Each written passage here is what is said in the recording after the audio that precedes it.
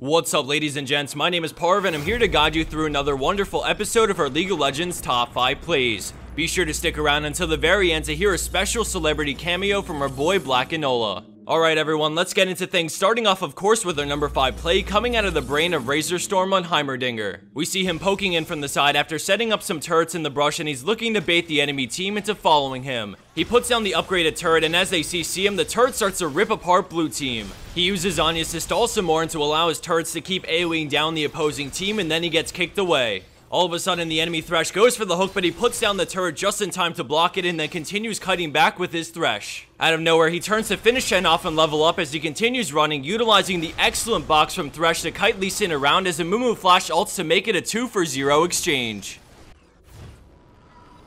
Coming in at our number 4 play, we have the available tree on Lucian with a crazy play to somehow turn the tides of this game. Blue team is up an insane amount of gold and it definitely shows as they tower dive to kill 2 players on Lucian's team, then Lux and then move in for him. After a great culling, the friendly Shyvana goes in, so he focuses down the fed enemy Fizz and then sees a great opening to dash onto Nasus, bursting him down for the double kill. Renekton now switches over to Lucian, but he uses Blade of the Ruined King to speed himself up, forcing Renekton to flash and stun him. In all this chaos, he sees an opening with Morgana moving in and cues Renekton, sniping her out for the triple as the enemy Jinx moves in fast. She then summoner heals for the speed up, so he flashes back and waits for the zap, dodging it and then going straight back in to bring her low enough for the red buff to scoop up the kill. Lastly, he dukes it out with Renekton, somehow getting the unofficial pentakill in the grimmest of situations.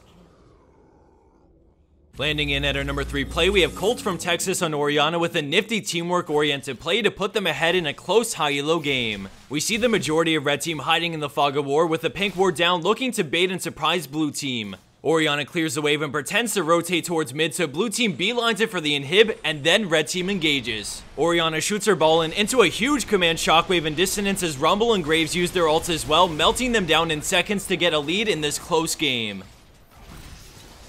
Baited and outsmarted.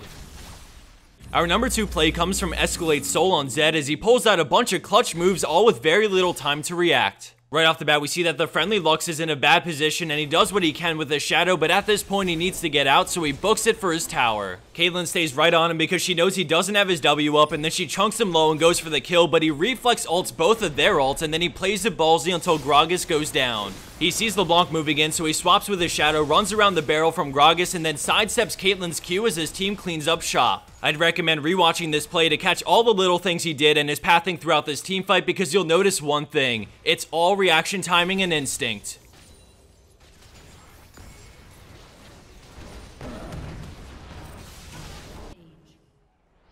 And for our number 1 pro play for this week, we have Nurse Akali on Lee Sin with a game-changing play at Baron. In the beginning, we see that blue team is down about 10,000 gold, and the enemy team is currently doing Baron to get that spike in power to close out the game, but Lee Sin has other plans. He ward jumps out of range of Twitch, knowing that they'll just go right back to doing Baron as he wraps around the Baron pit wall and into a better position. The enemy team knows he's lurking around and put a ward over the wall, but he manages to sneak his Q onto Baron and then decides to go in, Smite stealing it away as they instantly turn on him, but he runs straight to the wall and ward jumps out to safety. When his Q comes back up, he snags a kill on Twitch and then moves in to help his team battle to win this close team fight despite them being down 10,000 gold worth of items. He safeguards to the ward and finishes off Lulu as Nami and Lee Sin turn to handle the enemy Ziggs, 2v1ing him to eventually get Lee Sin his 3rd kill in this turnaround play. And for the bonus clip of the week, we have Pentakey on Nidalee. Take it away, Blakinola.